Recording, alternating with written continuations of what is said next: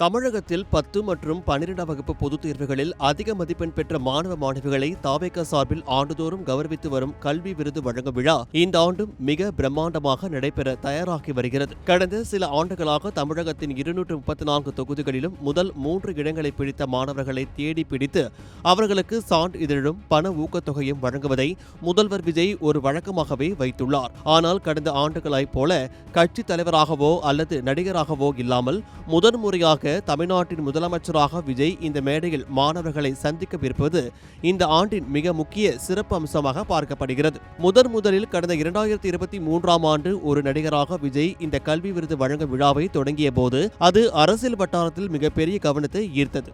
அதனைத் தொடர்ந்து தாவேகா தொடங்கப்பட்ட பிறகு 2024இல் திருவான்மியூரில், கடந்த 2025ஆம் ஆண்டில் மாமல்லபுரத்திலும் பல கட்டங்களாக இந்த விழாக்கள் நடத்தப்பட்டன. குறிப்பாக கடந்த ஆண்டு மாற்றுத்திறனாளி மாணவர்கள் மற்றும் சமூக பிரச்சினைகளை எதிர்கொண்டு சாதித்த மாணவர்களுடன் விஜய் எடுத்துக்கொண்ட புகைப்படங்கள் சமூக வலைதளங்களில் வைரலாக பரவின. தற்போது 2026ஆம் ஆண்டிற்கான பொதுத் தேர்வு முடிவுகள் வெளியாகி உள்ள நிலையில் இந்த ஆண்டிற்கான விழா எப்போது நடக்கும் என்ற எதிர்பார்ப்பு மாணவர்கள் மற்றும் பெற்றோர்கள் மத்தியில் எகிரி உள்ளது.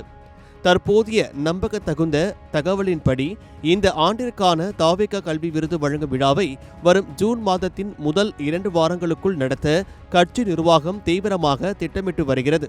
இதற்கான இடத்தை தேர்வு செய்தல், பாதுகாப்பு பணிகள் மற்றும் சாதனை மாணவர்களின் பட்டியலை தயாரிக்கும் பணிகளில் தாவேகா நிர்வாகிகள் மாவட்ட வாரியாக தீவிரமாக ஈடுபட்டு உள்ளனர்.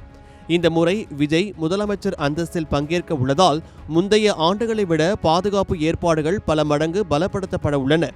மேலும் மாணவர்கள் மற்றும் பெற்றோர்கள் அலைக்கழிக்கப்படுவதை தவிர்க்க ஒரே கட்டமாக பிரம்மாண்ட விழாவாக நடத்தவும் ஆலோசிக்கப்பட்டு வருகிறது.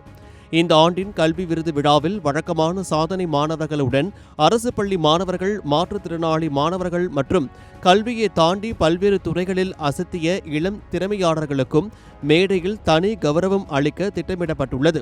முதலமைச்சராக பதவியேற்ற பிறகு கல்வித்துறை சார்ந்த மாணவர்கள் விஜய் நேரில் சந்திக்கும் போகும் முதல் மாபெரும் பொது நிகழ்ச்சி இது என்பதால் ஒட்டுமொத்த தமிழக மக்களின் கவனமும் இப்போது இந்த விழாவை நோக்கியே திரும்பி உள்ளது. இது குறித்த அதிகாரப்பூர்வ தேதிகள் மற்றும் இடங்கள் குறித்த அறிவிப்பை தாவேகா தலைமை அலுவலகத்தில் இருந்து மிக விரைவில் வெளியாகும் என எதிர்பார்க்கப்படுகிறது.